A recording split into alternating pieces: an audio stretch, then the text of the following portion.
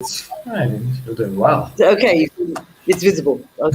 Good. Yes. Hello. Hi. How are you?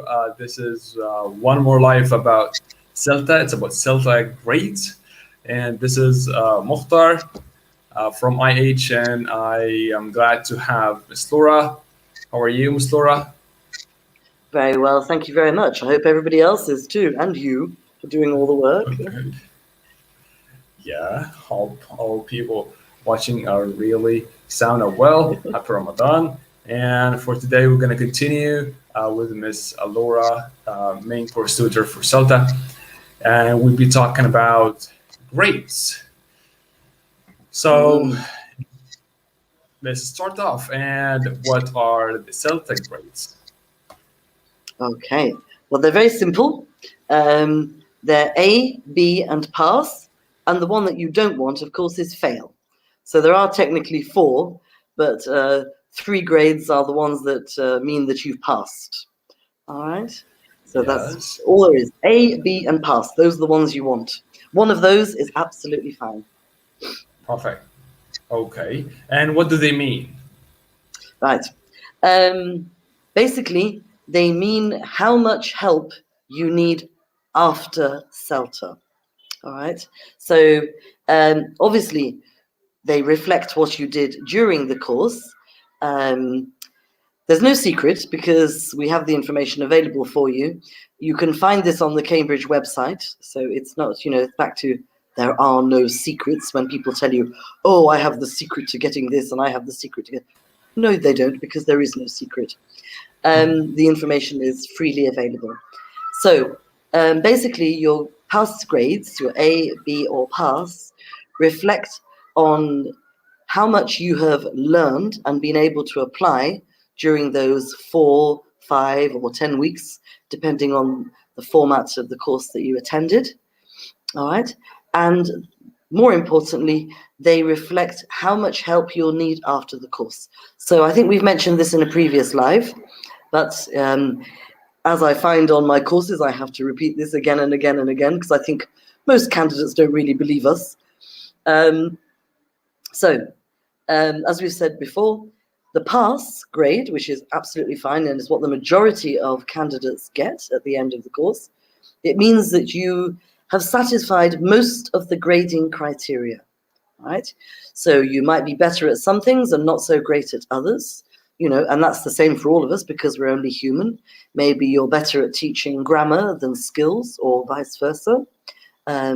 Maybe you're really good at teaching vocabulary, but you find it difficult to analyze grammar well in class, all right? Or you find it difficult to provide meaningful practice, as it's often labeled according to the CELTA criteria. So when you leave the course, it means you can do nearly everything, you can meet most of the criteria on the course, but you'll still need some help after you've finished. So this means that you should work somewhere where they provide regular observations, right? Or where the head of English or the director of studies, depending on where you work, maybe helps you with your lesson planning sometimes, or maybe checks your lesson plan, says, okay, how do you feel about your plan? Do you need any extra help? And so on. So that's what the pass means. You can do pretty well most things on the course, but you will need maybe some help for the first few months. In most cases, it's usually for the first 3 to 6 months. Some people might feel happier with a year's support. It all depends on the individual because we're all different.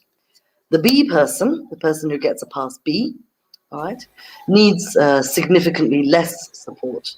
So maybe this means they can teach most kinds of lessons. So we're talking again, grammar, skills, vocabulary, to a generally good standard. They can do most of those types of lessons quite well. All right. Yes. So it's that they were able to, understand the input sessions and then apply them, well in the classroom, perhaps a bit better than we would expect for the time involved. Yes. So when they leave the course, they'll need less support, maybe a couple of observations, maybe 2 or 3 observations a year, maybe an occasional look at the lesson plan, All right. I mean, even for experienced teachers, I'm sure we'd all appreciate somebody having a quick look at our plans and saying, have you thought about so and so? Oh, yes, great idea. All right, that Yeah, never sharing stops. experience even is good. Oh, it never stops. You always learn Yes. something. I keep learning things even after all my years. You know, you think 34 years, okay, I've learned a lot, but of course, the more you learn, the more you realize there is to learn. So there's always something that you haven't thought of, and somebody else has thought of, and you think, why didn't I think of that? And then the A person, again, was able to apply Sorry for interruption. Shall I the share the info now, or yes, you give it for? Yeah. Okay. yes, no, feel free. So the A person is usually they're very rare birds, but they can apply very quickly what they've learned from the input sessions into their lessons. It becomes very, very obvious. All right. So again, they can teach grammar, skills lessons, vocab lessons, perhaps to a very good standard, sometimes excellent. All right.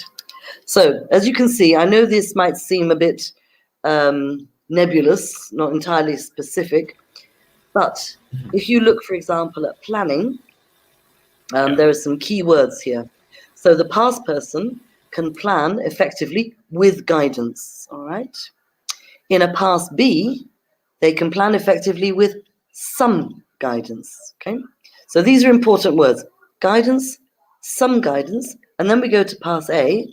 Candidates can plan effectively with minimal guidance, all right? So Yeah. these are important key words. So these are probably the most important factors that tutors take into consideration when awarding final grades. How much support, how much guidance you will need. So again, look at how, the criteria for analyzing language. So, if you're teaching vocab or grammar. So a past person can analyze the target language adequately and generally select appropriate materials, okay? All right. The B person can analyze target language well and select, okay? So if you look before, it's got generally and adequately is passed, which is fine. That means satisfactory, all right? Nothing wrong with satisfactory. So the B person can do it well, all right? Yeah. Now, with the A person, they can analyze target language thoroughly, all right?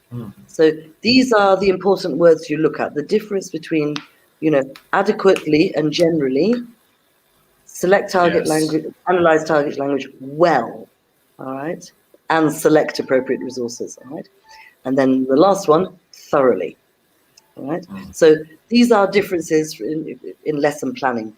Now, of course, the main, point of CELTA grading, and probably the most important aspect, is your teaching in class. So Yeah. again, you see the keywords again? In teaching, past candidates can generally deliver effective language and skills lessons, all right?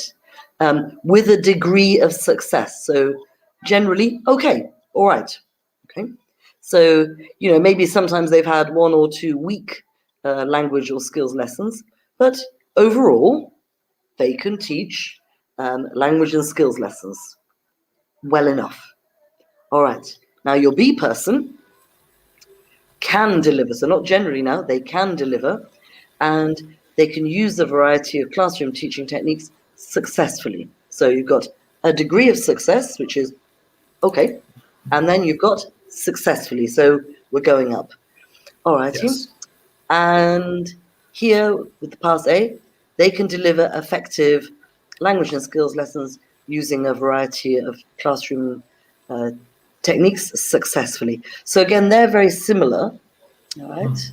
But of course, the big difference here is planning, because Yes. often the people who plan better, especially when it comes to analyzing language, often deliver more effective lessons, especially Sure. if they're doing a language lesson, such as a grammar lesson or a vocabulary lesson.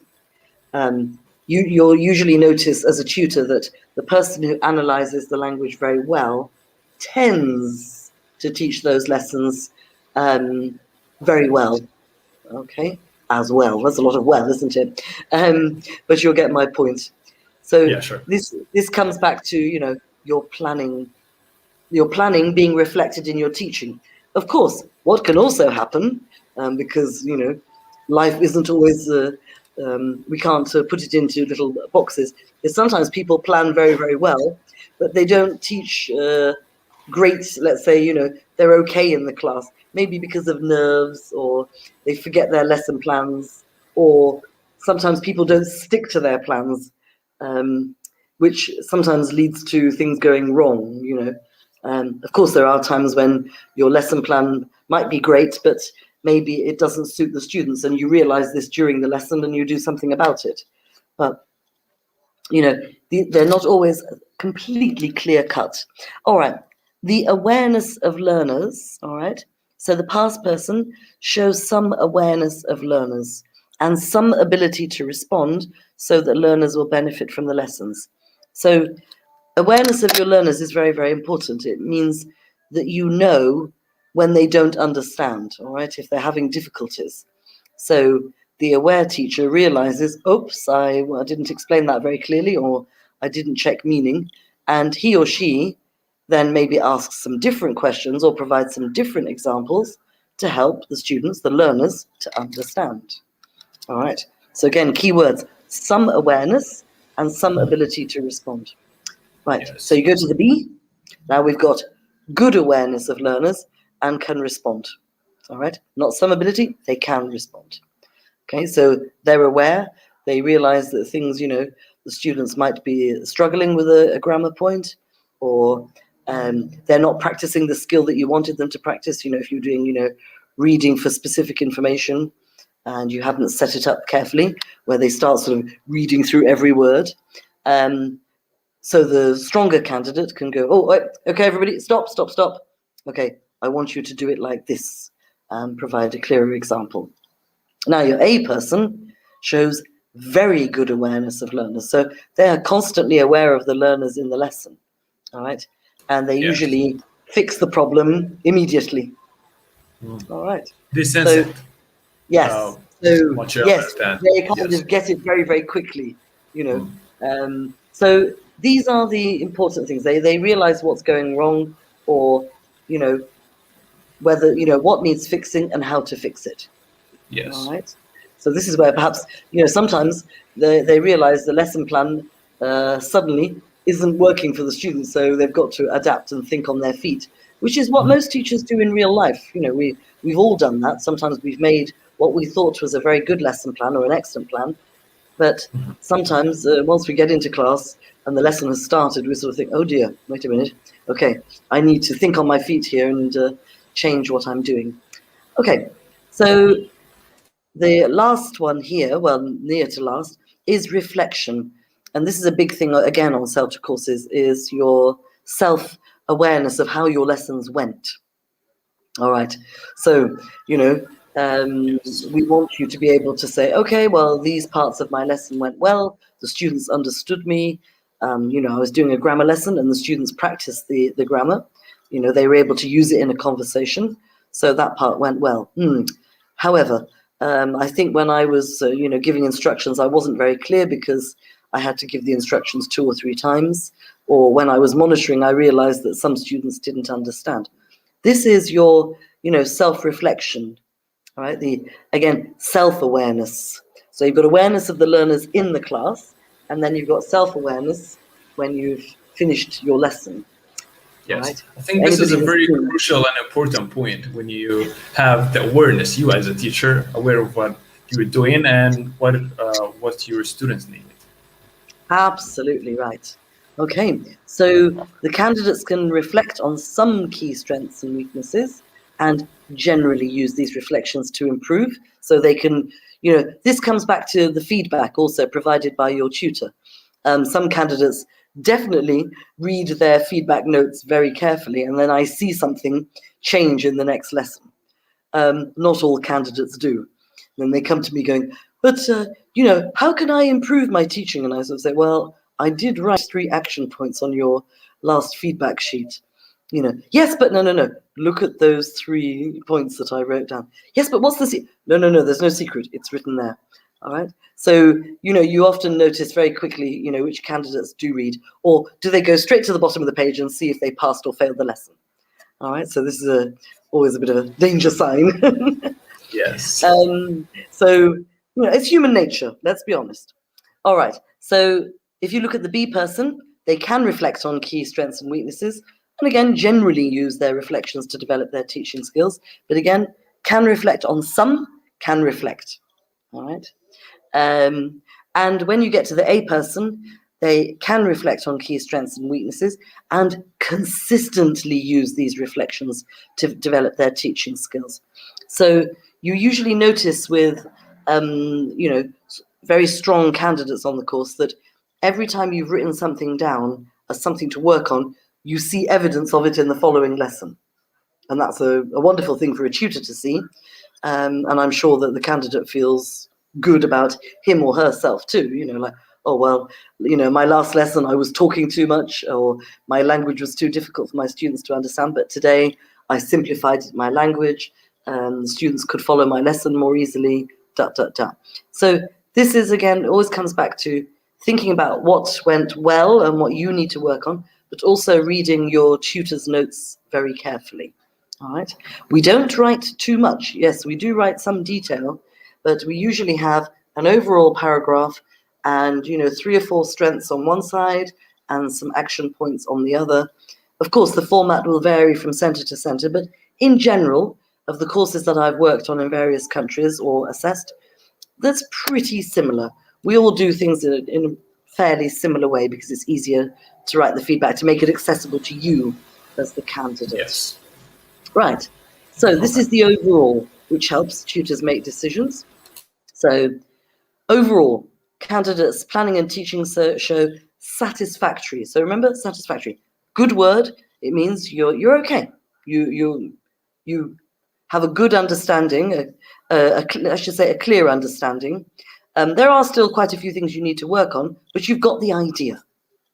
All right. So you know how to teach a language lesson or a skills lesson. So you show a satisfactory understanding of the process.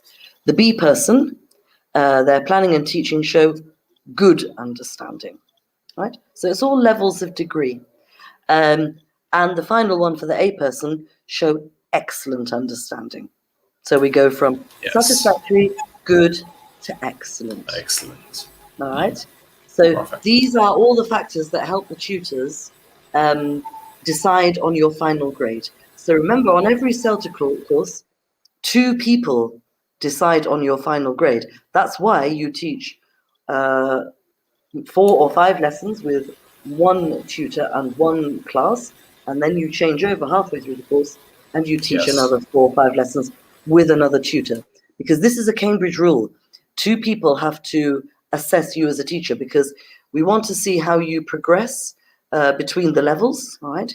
Because sometimes we get, as I said before, some teachers are flying when they're teaching one level, and then suddenly they change and then it goes whoomp, because they couldn't adapt. All right. But of course, if you're going to be a language teacher, you need to do both. Different level to another. Yes. Yes. So, sometimes people struggle. But remember, every lesson is important.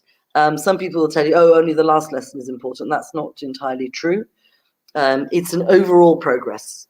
Because you might, and it happened to me once, many years ago, and I won't give names because I have confidentiality, but I had a very good candidate who was a clear B, and this teacher was teaching very good lessons throughout, but the last lesson was a fail.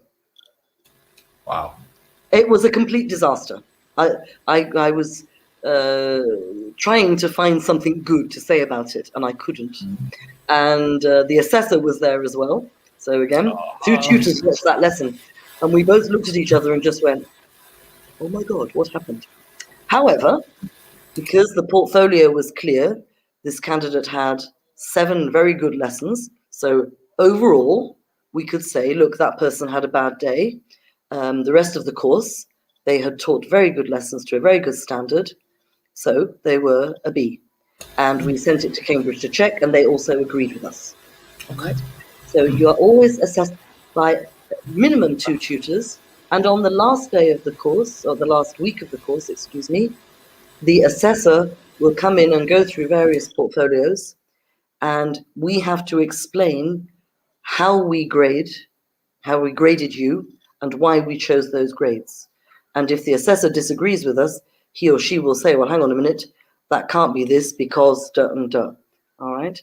So in effect, you're graded by 3 people. So that other person doesn't actually know you. So you could say, oh, if you wanted to say that your tutors were biased, which we're not, by the way, because we can't be, even though it might feel like that, there's another person that comes in, looks through your portfolio, and in some cases sees you teach and says, okay, hang on a minute, your tutor said it's this grade, I agree, right? So that's very, very important. Okay. Yeah, great. Well, I think that was into details, and even somehow you answered the next question, which is who Yes. decides your final grade? Yeah, so that's it, your tutors. Okay, but of course, there is a bureaucratic thing here. At the end of the course, after the assessors meeting and after all the lessons have been taught, your tutors will have first they had a meeting when the assessor came, okay, the person who moderates your course, because they're here to check on the tutors, not check on you. They're here to check that we are doing our job correctly, i.e. that we are applying the grading criteria correctly, right? So we give you feedback on the course. Now it's our turn to be inspected. And that's what makes, CELTA courses different from many other teaching courses, because everything is checked, all the way around 360. So we have a meeting with the assessor. We explain to him or her why we're giving these grades. They usually agree. Sometimes we disagree and we have to give reasons why and whatever. So at the end of the course, the last day, we decide on the final grades according to our meeting, and we send those off to Cambridge. So while you're waiting for your certificates, they are known as provisional grades. Okay, they are very unlikely to change, but it's just a Cambridge bureaucratic term, because they will look at the assessor's report and our reports, and then, if anything's wrong, they will come back to us and say, excuse me, why did you give this candidate the grade? We don't understand, or we disagree. Okay, so that's why they're called provisional before you get your certificate. So that's what it is. Okay, just as a general point. Great. And if after I receive, okay, I got a grade, and it seems like I'm not happy with it, can I disagree? Yes, of course you can.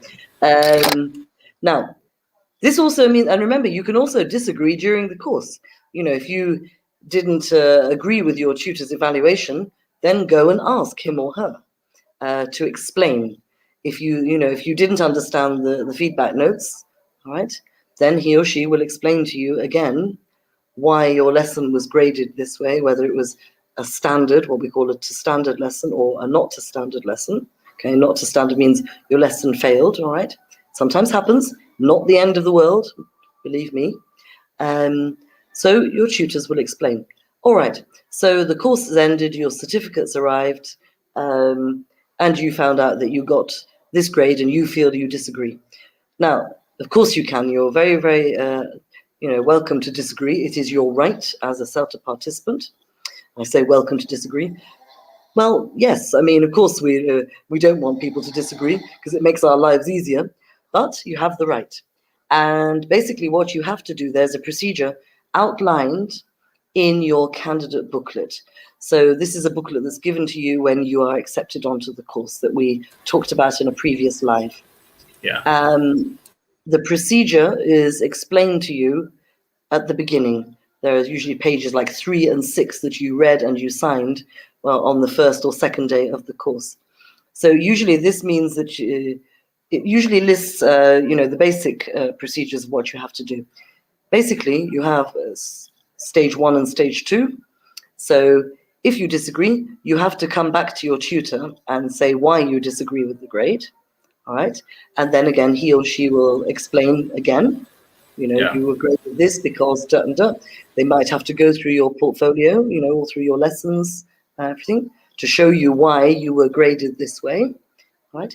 And if you still disagree, there's a form that you fill in, and you send it to Cambridge, right? Hmm. And Yeah. they tell you they will look at your portfolio, okay? So it gets sent to Cambridge, and a team of people who'd never seen you in their lives will also have a look at it. Um, and to be honest with you, in most cases, they do agree with the tutor, because this is why we have assessors, to make sure we did it right the first time. Not to Yes. say that mistakes haven't been made. It happens once in a blue moon. Thankfully, I don't know anybody who's happened to. I've heard of it, but not personally. So again, you have a second chance to appeal. So if Cambridge comes back and says, no, your tutors were correct for this reason, and this reason, okay, then you can appeal again. So you have two chances, all right? In both cases, you have to pay for it, but in both cases, you also have to talk to your tutor. So it's no good, and sometimes, this has happened where a candidate was very angry about his or her grade and said, right, I'm reporting you to Cambridge, and I'm going to get the grade I want. And then they write to Cambridge, and then Cambridge says, well, have you spoken to your tutor? And they go, no. I was like, well, Cambridge won't process your appeal, your complaint, until you've spoken to your tutor. And your tutor also fills in part of that Yeah. appeals form. So you fill in one part, we fill in the other, and they look at your portfolio and make a final decision. So, yes, if you really, really believe that you have been graded incorrectly, please say so, all right? That's your right. Great. I think we covered all except the question we have from Abdihal for now. It's like she's asking if when applying for a job, is the grade Is the important? grade important? Nope. In most cases, nope. Well, it should never be important, um, because the important thing is passing the course. All right, because like I said, passing is number one. The other grades, like A and B, are just a bit of extra icing on the cake, aren't they? And I think this is always a danger sign. If an employer says to you, "Oh, why didn't you get an A or a B?" Then I think these are warning signs or alarm bells. This means that your employer doesn't actually understand the grading system of the course. So I think that's a very clear sign. I've said this before, and I've said it several times in my life, and no doubt I'll be saying this till I drop off the earth. I have never been asked. 34 years, and I've taught in about 6 or 7 countries, and the UK. And as I said, I've been, I've worked for the British Council. I've been a manager, and blah blah blah. And nobody has ever asked me. All right. They just wanted to know that I'd got the certificate. Did you pass it? Yes. All Yes. right. I think sometimes, some centers might want to know in terms of, maybe because they don't have the time to spend with somebody who's passed. Maybe they just want somebody who's an A or B because they can throw them into the classroom and not worry about them. But that's also a bit of a danger sign because perhaps they don't take teacher development very seriously. So it's not an organization you want to be part of. What is really, really important here, it's not the grade that you get at the end of the course. And I've said this before in a previous live. It's where you are in 3 or 4 years down the line. All right. Yeah. As I said, I got a pass, and, I'm a tutor, I'm an assessor, and blah, blah, blah. And I've seen candidates from my courses who got a pass on their CELTA, who are now whizzing through their deltas. They're doing workshops online. They're flying and they're doing amazing things. I'm so proud of them. And, they have been developing themselves constantly. They're very successful teachers. And in some cases, some of them are about to become very successful teacher trainers. So it's about where you are later, because the course is just the beginning. It's not the beginning and the end of your teaching career. In fact, most of you are far too young to know this. This is because I'm old. The old name for the CELTA, when I did it in '87, was called the Preparatory Certificate in English Language Teaching, which in some ways was a more appropriate name because the word preparatory, it was to prepare you. It just changed its name over the years. But that's still the basic mentality of a CELTA course. It's to prepare you, all right? Because you can't know everything about teaching in 4 weeks. Even if you do the 10-week part-time, you just can't. And you don't stop learning. So it's not important, all right? Please don't worry about it. It's not worth it. Good. I hope this is answering your question, Ibtihal. And I think we've come to an end for today's topic, the grading system for CELTA. If you have any questions, you can just drop it in the comments below. We'll make sure that we answer it in another live. And many thanks for you, for your time. And that was it for today. Good to see you. Bye-bye. Thanks for attending. See you. Bye. See you.